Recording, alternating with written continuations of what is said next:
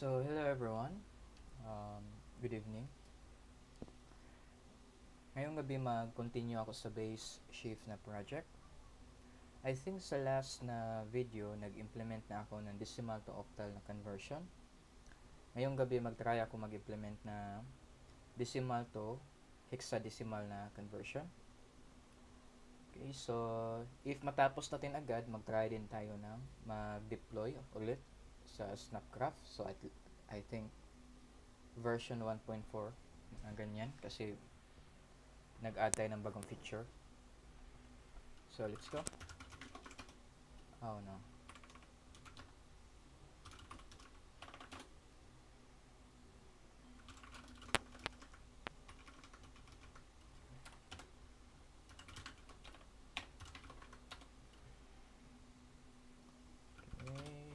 Okay.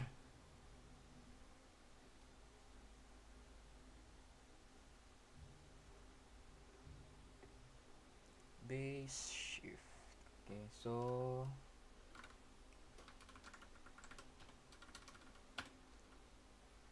ang gagawin natin dito, mag-extend tayo. Asan na lang ito yata?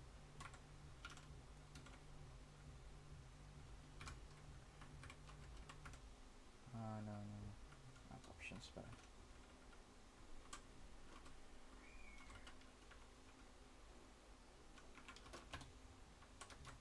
So itong 6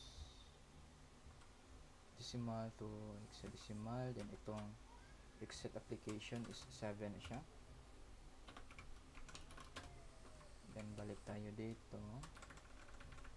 Ito siya 7 na. And then dito mag-add tayo ng bagong, so user input equals to 6. So dito ano kaya magandang gawin dito, no?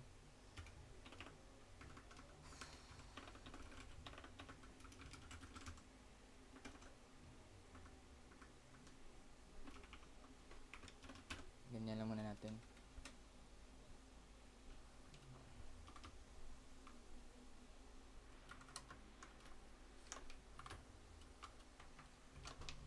So build natin ulit to up. So ayan na. So na-show up na yung decimal to hexadecimal na option. So for now, pag i-press natin yung 6, pupunta to sa, oh no, may mali ako. Bakit hindi ko to alam? Ito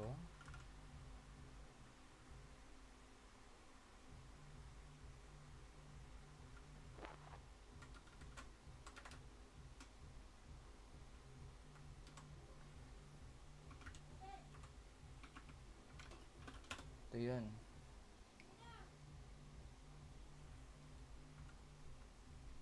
Ano? Hindi ko to alam.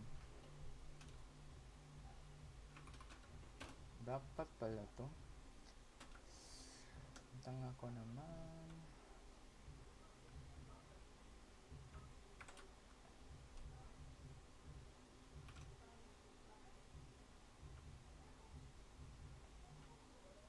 Wait.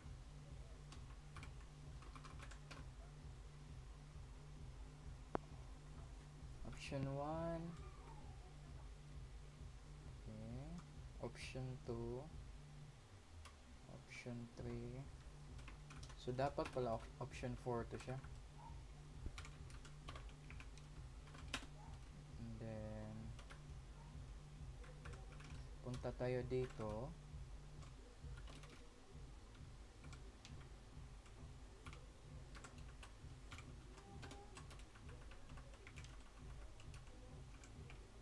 Then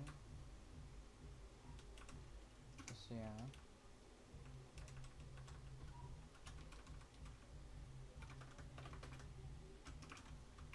click natin octal. Then balik tayo doon.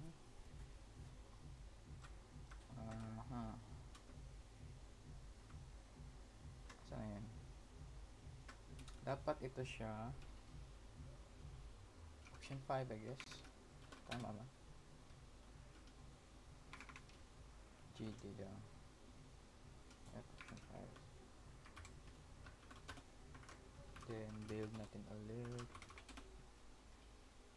So, 4 decimal to binary, okay naman siya. Back 5 down. Decimal to octal, okay naman siya. Decimal to hexadecimal.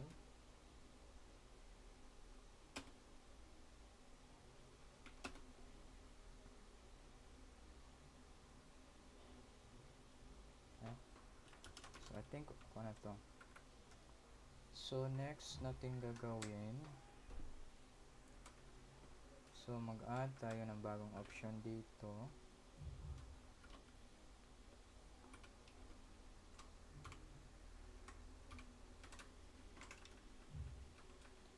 Then, 6 to. Lagyan natin dito na hexadecimal. Hexadecimal. Okay.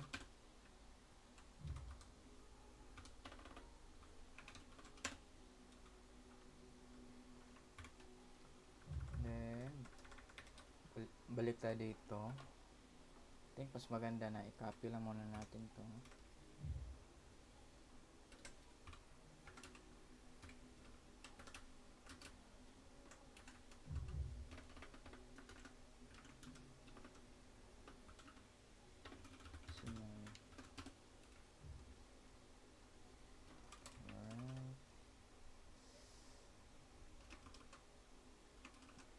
Balik tayo dito.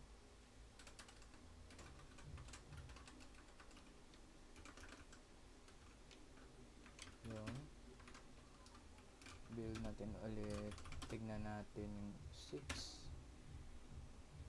Oh no, mali to. So dapat yung options niya dito is ito 6 na siya.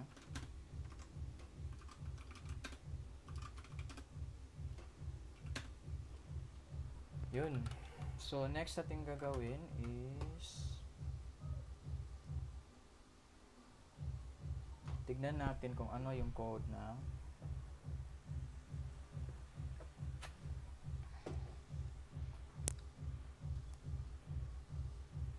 paano i-compute yung sa decimal to hexadecimal.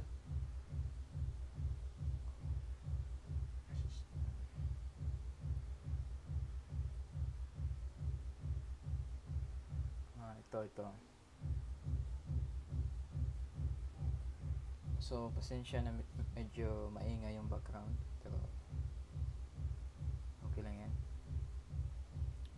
So, ang gagawin lang natin is i-divide 16 siya.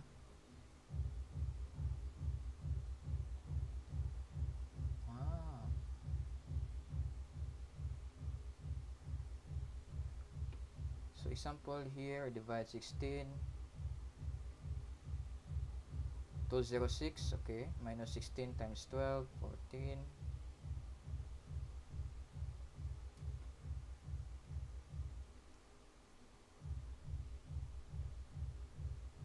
Ito muna ako na-push, then ito sunod.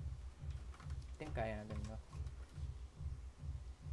So, first nating gagawin is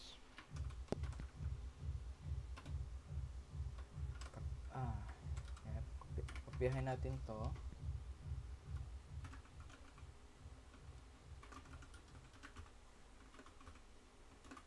Hexadecimal.go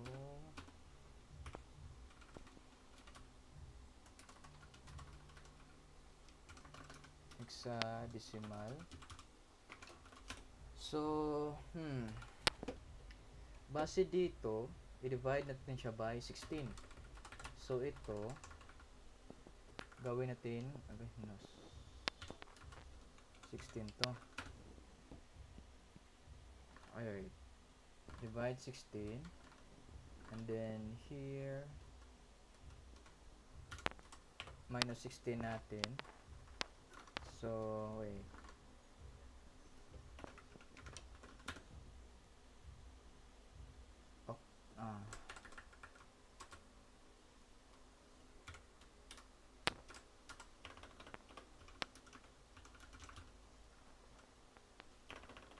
gusto ko yung hex lang. And then hex lang dito. Hex lang to.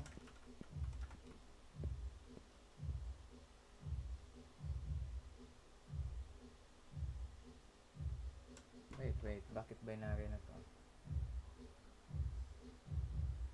Hindi to dapat binary.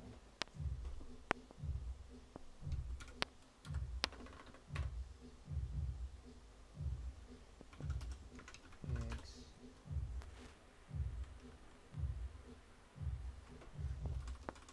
Dapat dito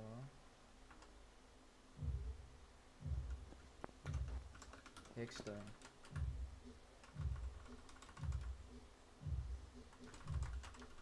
Ito hex din.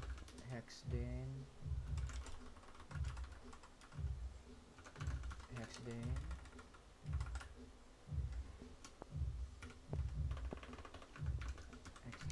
So ito na, I think. So ang nangyari dito sa loop na to is, one example is magpasa tayo ng 206 dito na decimal, dito na part. So yung to decimal, i-process niya dito. So first is 206 minus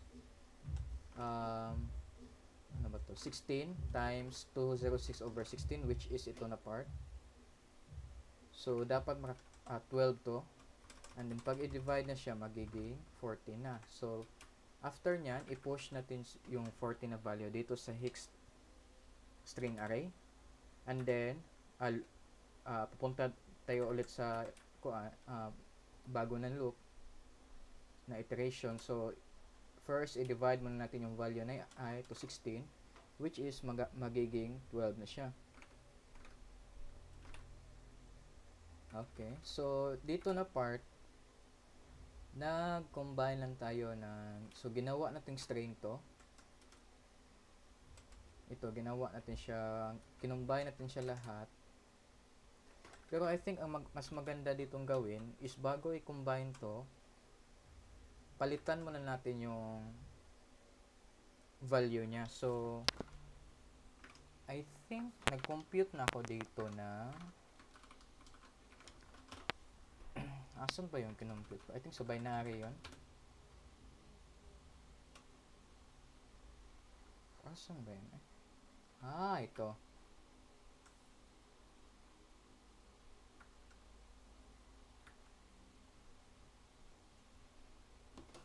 Ito yun.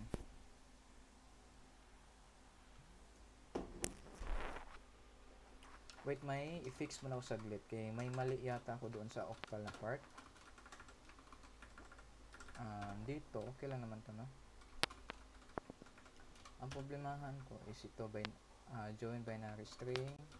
So, dapat itong octal pala is octal.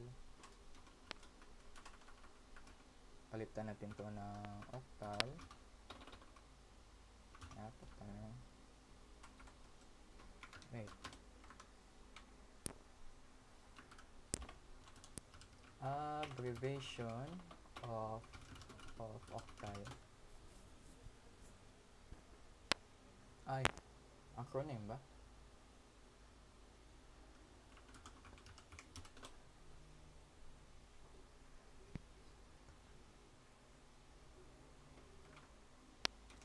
See. Okay na yun. Kasi hindi naman siya masyadong. So, palitan natin to ng octal. Dami. Siya. Then, parse octal na value. Ito. Which is yung i-return natin.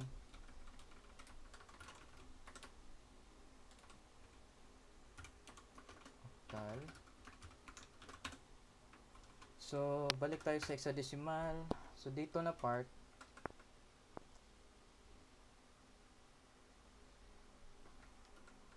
So, bago natin gawin to, wait, paano ko ba yung ginawa sa hexadecimal? Kasi andito, ito yun eh. May array of hexadecimal ako sa top.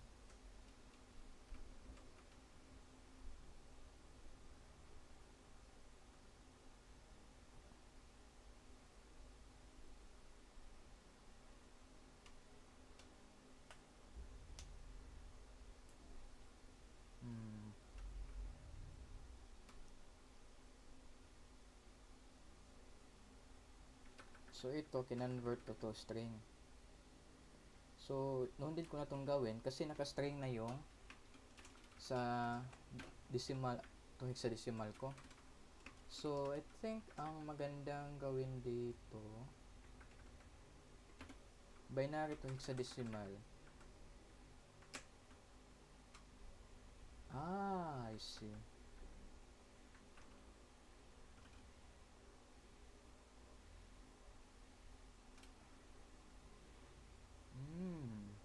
Gotcha.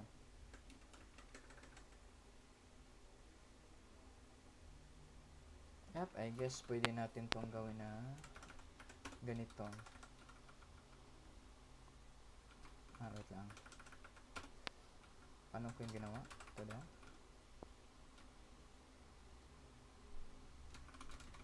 So,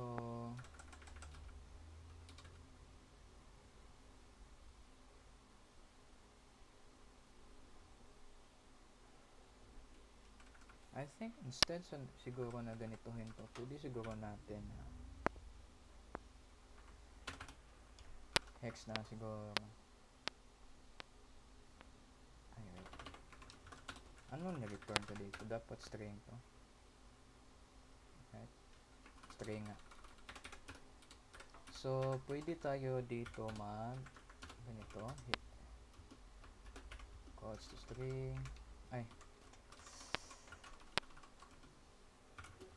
Ito. Value to return. So, first nating gagawin is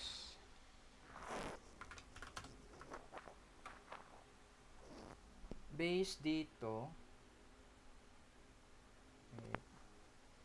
So, it means since 14 tong first na nakapush. So, na yan.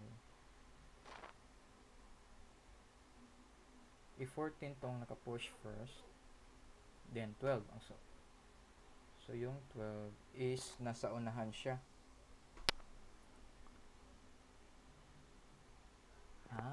Okay, gotcha.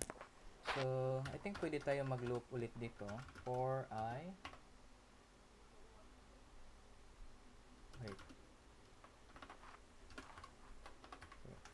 equals 0 siguro. For I 0.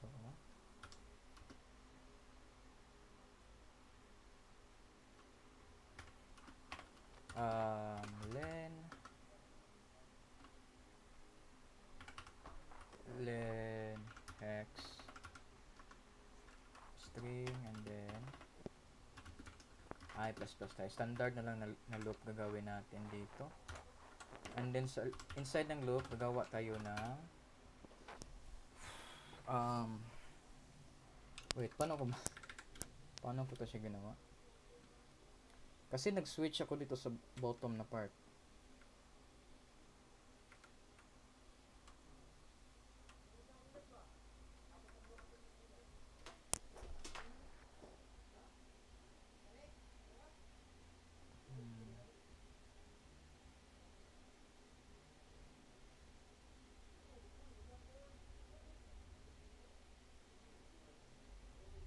Okay. So, I guess, kopyahin natin to kasi similar lang naman sila. And then, balik tayo dito. And then, ipasok natin siya dito. So,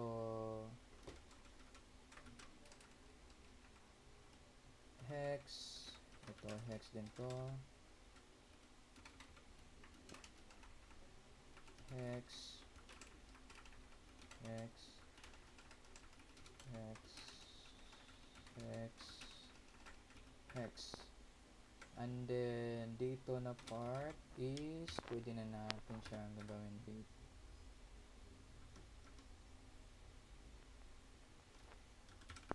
Current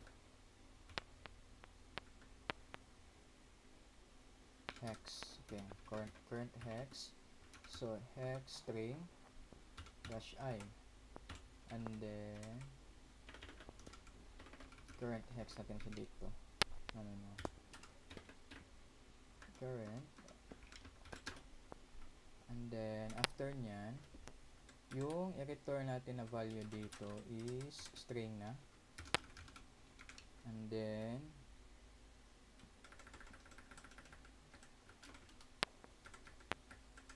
delete natin to.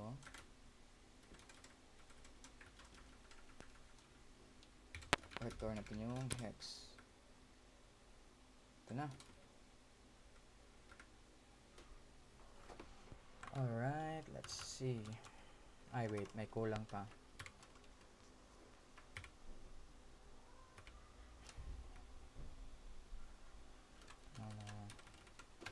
Decimal to binary. Ito yun na.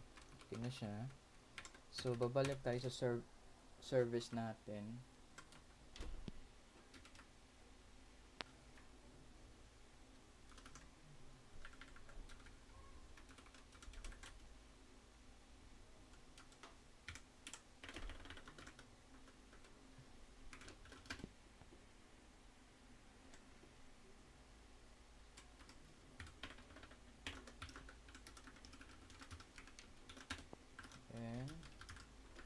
So, dapat, if mag-input tayo ng 206, CE yung i-return niya. Okay, let's go. Yun, CE na. So, I think, mga 2 space, 3 siguro, I guess.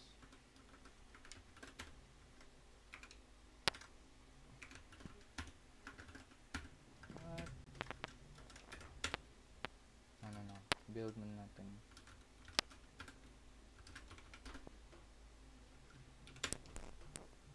206. Just 1 space pa yun.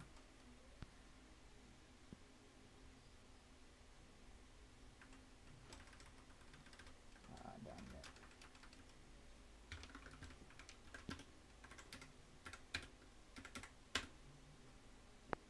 Six. Okay na siya, pero hindi ko gusto yung, so I guess 1 talaga to.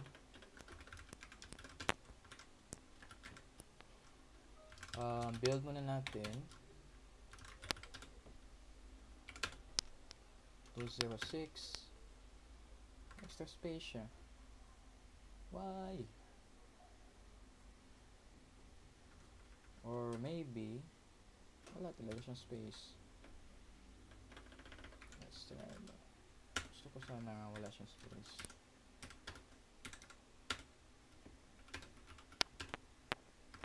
Damn it.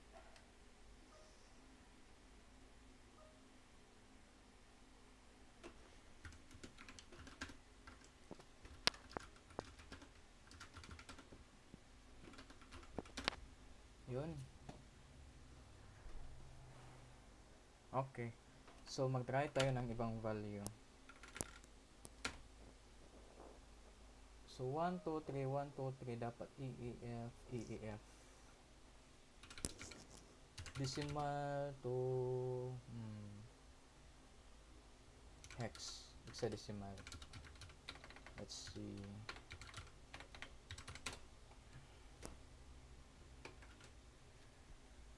No. Alam, mali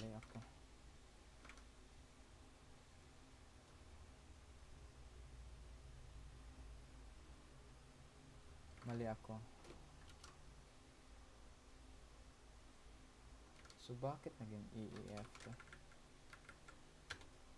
Oh no.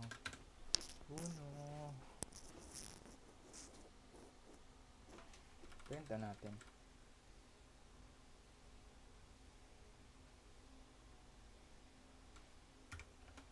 Okay. FNP, print length. string array.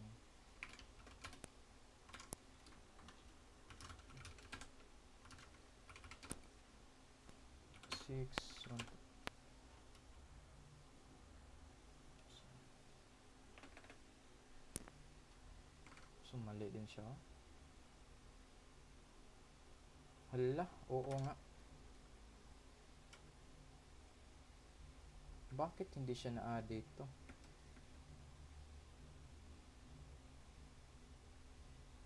Hindi siya na-add, tignan nyo. 7B kasi siya. No.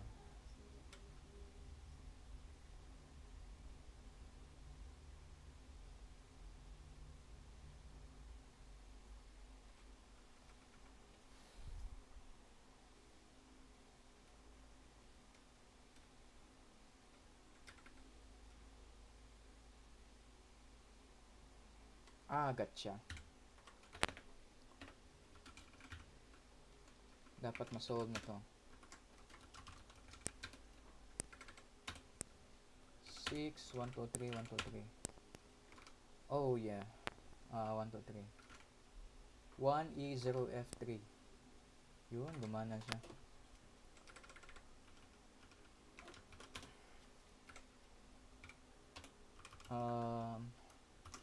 Loop through the array. Append. I think append. Yep. Append means, ano ba yung append? Idagdag yata sa huli yung append. Append. Add. Okay.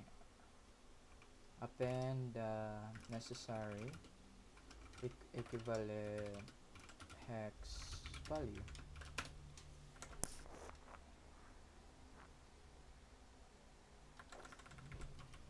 So, ito, dapat 16 to siya.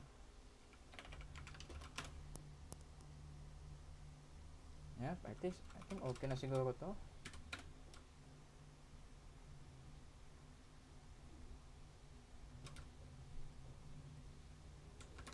So, let's see daw.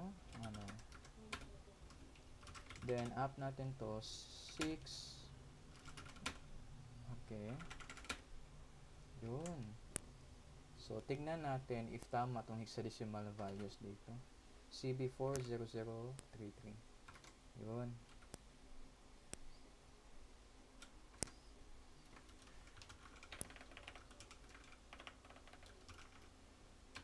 So, I think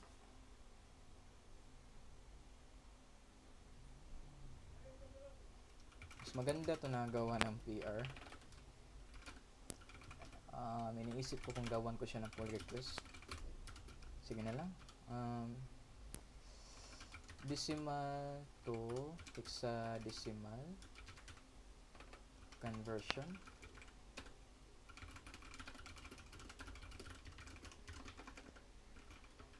Fit implement decimal to hexadecimal conversion picture.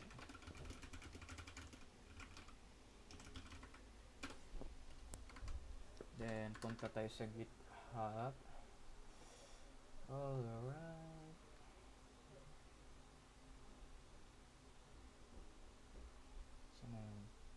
So ito na. Picture and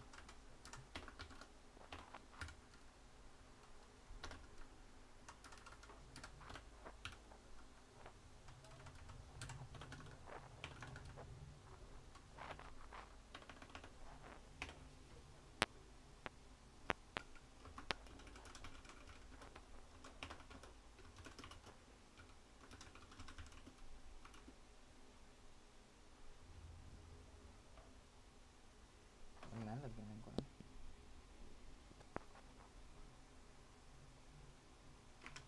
So, ito na yon. So, ito yung changes natin. Decimal to binary, decimal to octal, decimal to hexadecimal. Okay naman siya. 7, yung exit natin. 6, yung bagong value ng decimal to hexadecimal. At ito yung conversion na ginawa natin bago. Then yung mga mali natin na dahil panay copy paste ko ng mga code na ginawa ko. So ito mali ito. Nako. Okay. Balik tayo dito. No.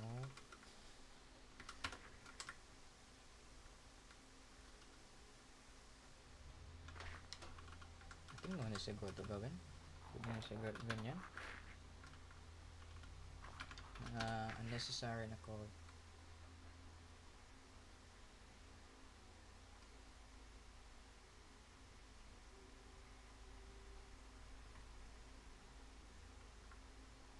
Okay.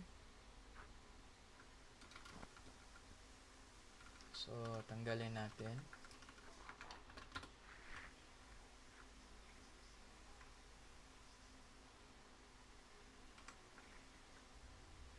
Bad. So, same. Tanggalin natin ito. Hindi mo siguro ito necessary. Redundant na kasi siya. And then, yeah.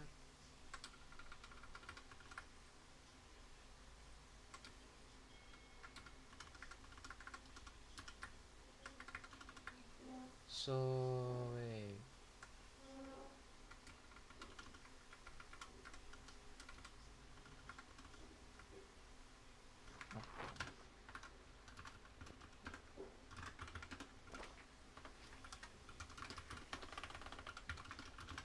Git commit, remove unnecessary comments.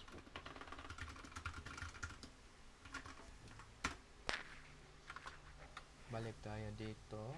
Tingnan natin yung changes natin.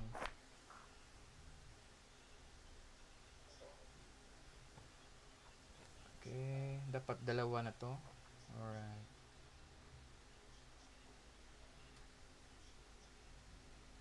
Sige, post na. Ikuha natin to.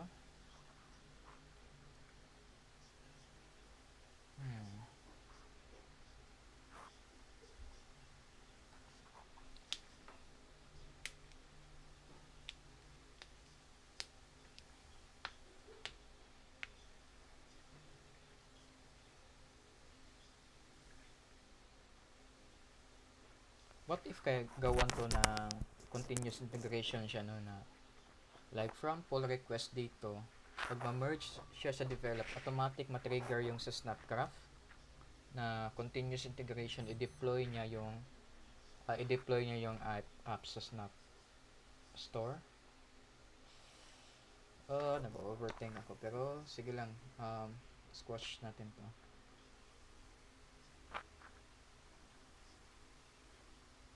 Sige, then delete natin yung branch. Yun na. And check out develop tayo. Get pull, then delete natin sa develop. Okay, then ito. I think next natin gagawin is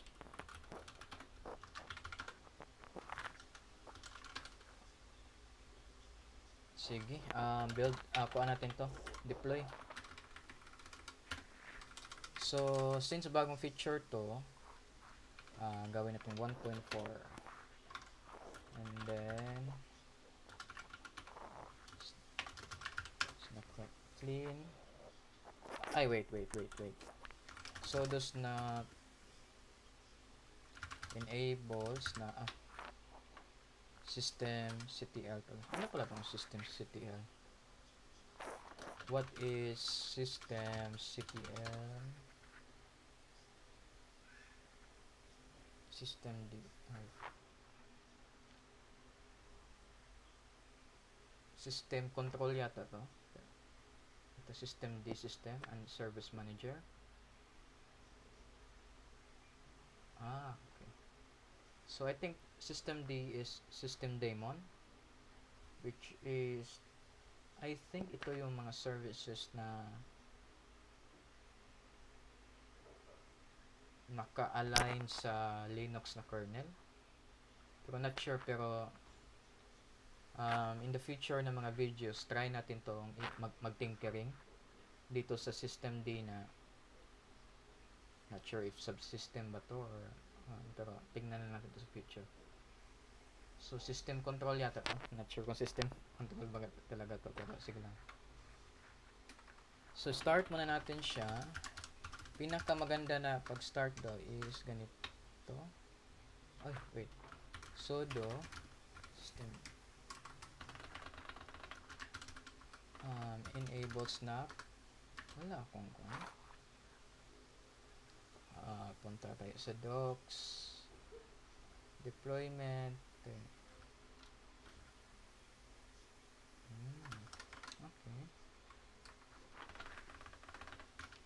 yun.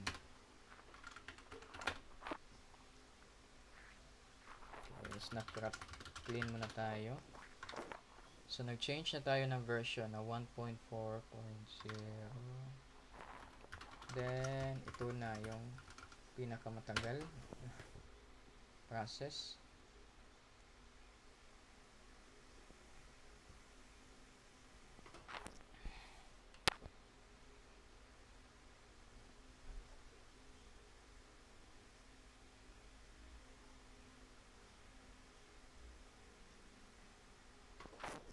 So I think yung concept na para lang sa akin, parang yung initial na understanding ko dito sa pag build ng Snap na project is first, 'di ba,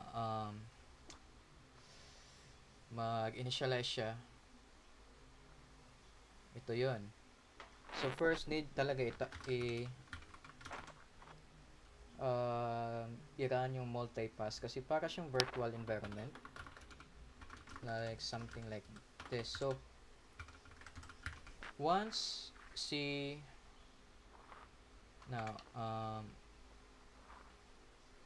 once mag-run ka na ng Snapcraft, so pag i-run mo yung Snapcraft, purpose nito is mag-build siya. So meaning ang gagawin dito is ito 'yon. Okay.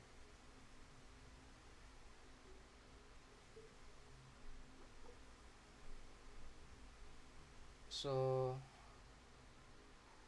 Snapcraft, pupunta siya sa multipass na environment. So si multipass, parang dito install all the necessary dependencies like that, and then as napansin nyo, ito yon, nag-download siya ng Snap na daemon. Okay, so dito niya i-install yung mga dependencies. So ito yun, tingnan natin. So ito yun na.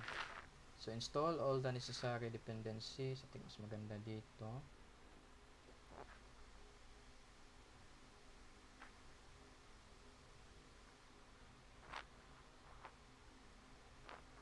So once kuan na,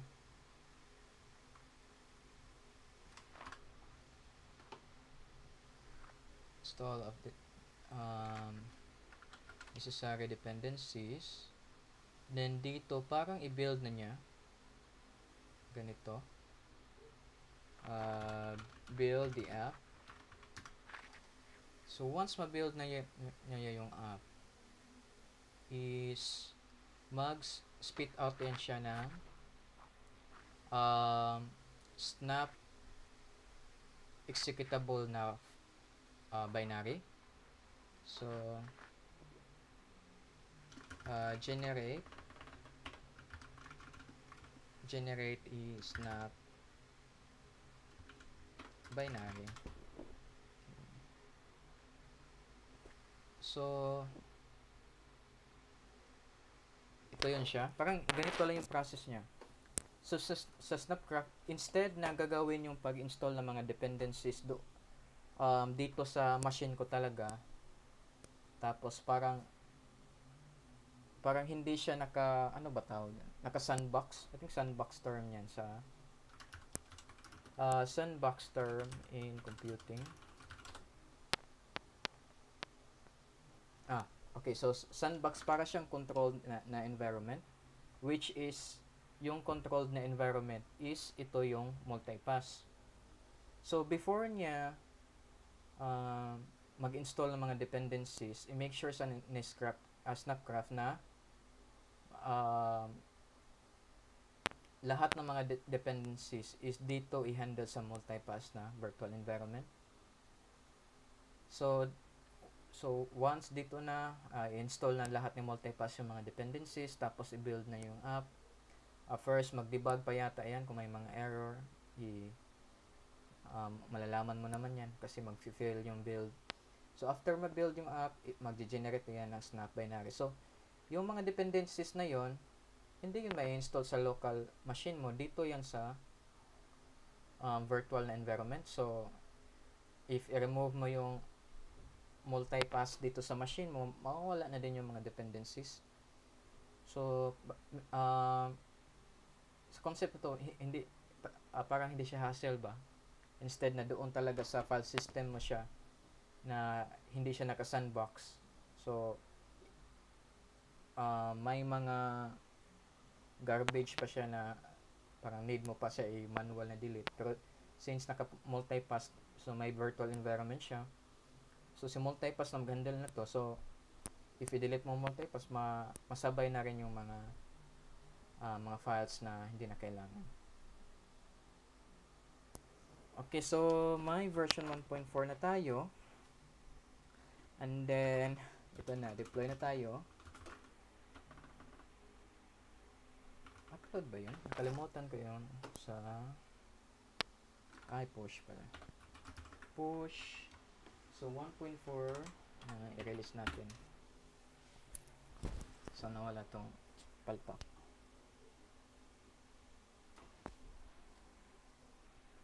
So may mga paraan para ma-publish yung application, no?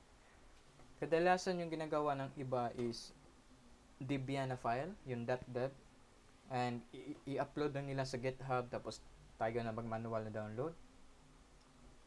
Or sa mga specific website ng app na yan, may dev file yan na pwede natin. I think dpkg yata. Dpkg build an app. So Debian, ito yon. So I think pwede ito maka-generate ng .dev na file. Meron din yung app repository yata yun, Ubuntu. So mas maganda talaga to siya, pero ang problem ito, sobrang hassle. I think need pa i-approve ng Ubuntu yata yung app mo. So hindi ko pa talaga na-try ito, but hopefully sa future matry natin to sa Linux. Okay, so na-deploy natin yung, punta tayo sa Snap Store. I think andito yun. Tingnan natin. Base shift. So dapat version 1.4 ito na. So first nating gagawin is i-modify ko muna to. Wait, testing muna natin. Okay, baka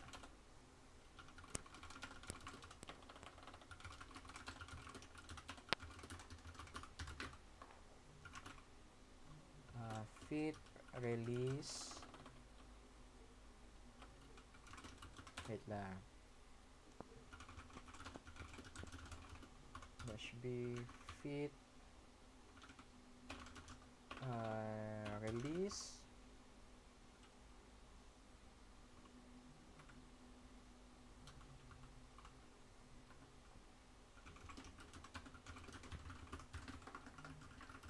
Release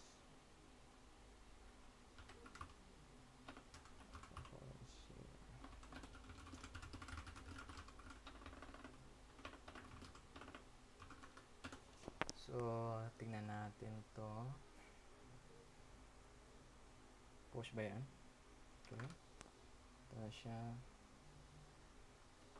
Fit. Version 1.0.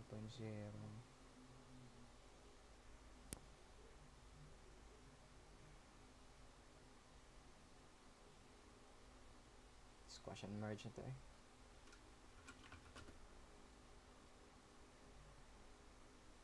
Then, delete natin yung branch. Punta tayo dito, USB.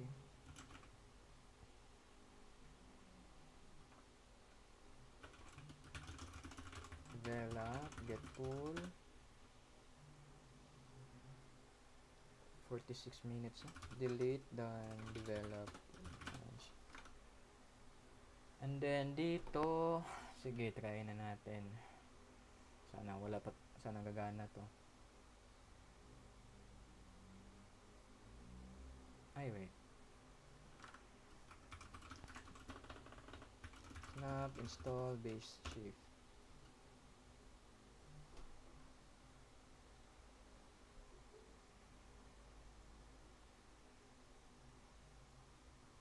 Then, base shift. Yun, gumana siya. So, 7, dapat exit siya. Then, yung 6, 209. Okay, 209 is D1. Tama ba? Okay, D1 siya.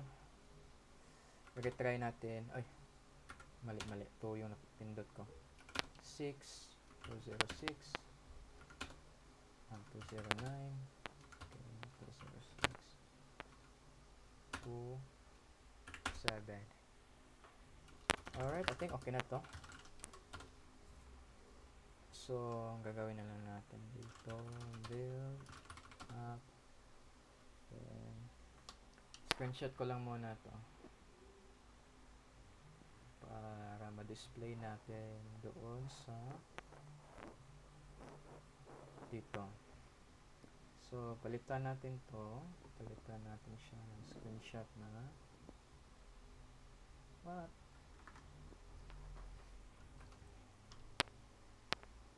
How about that?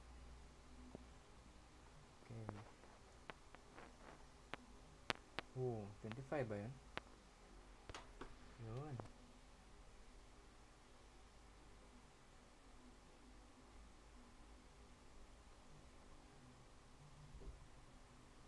Alright, update na natin. So, dito sa release, gawa tayo ng bago.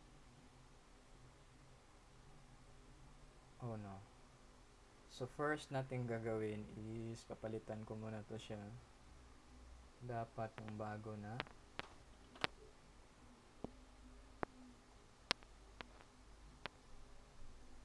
Ito ba eh? Tanggalin na to kasi ando naman yung tag sa gilid. Update image. Update na lang.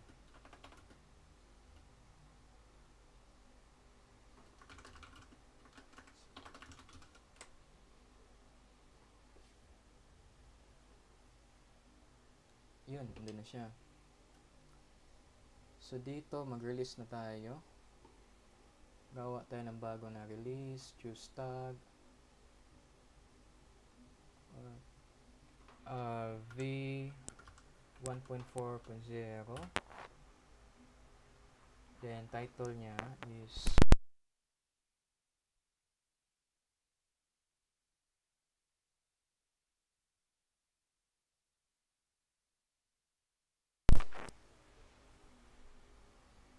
what is release notes?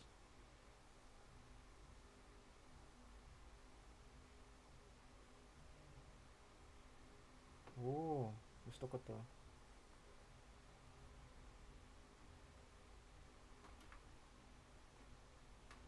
Nice. Astig naman to.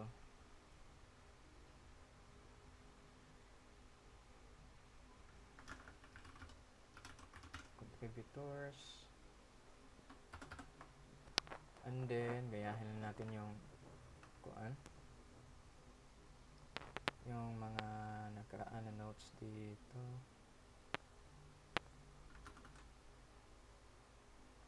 Okay. So, paste natin siya dito.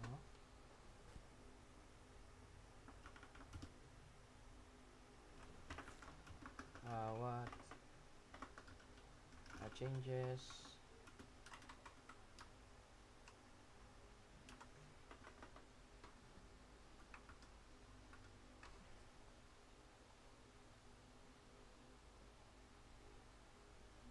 Ay, ano tong?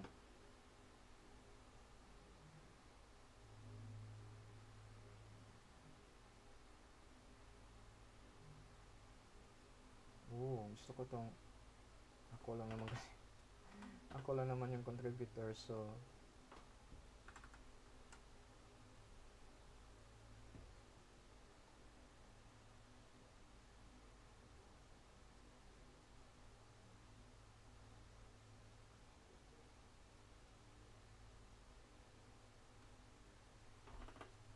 ganito na lang.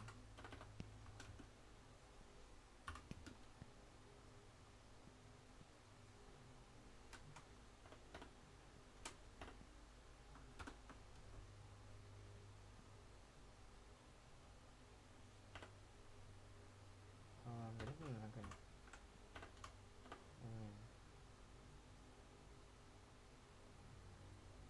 Here, installation tayo. Then, ito yung bash to siya. Bash, ganyan. Then, ganyan. Ito.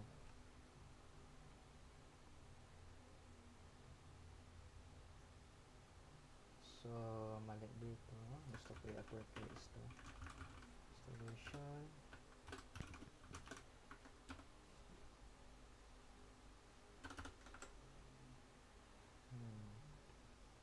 Maganda na ilagay yung image dito.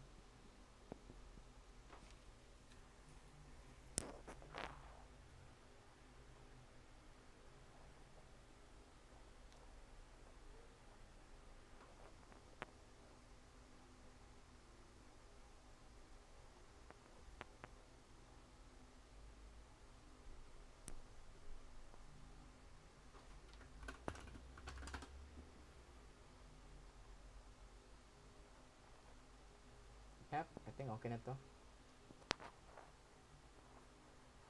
So, yep. Yun, may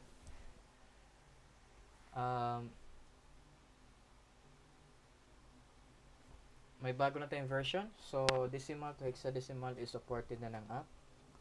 So, sa mga fellow na Filipino Linux user dyan, pwede nyo na i-try ito as long as may snap kayo.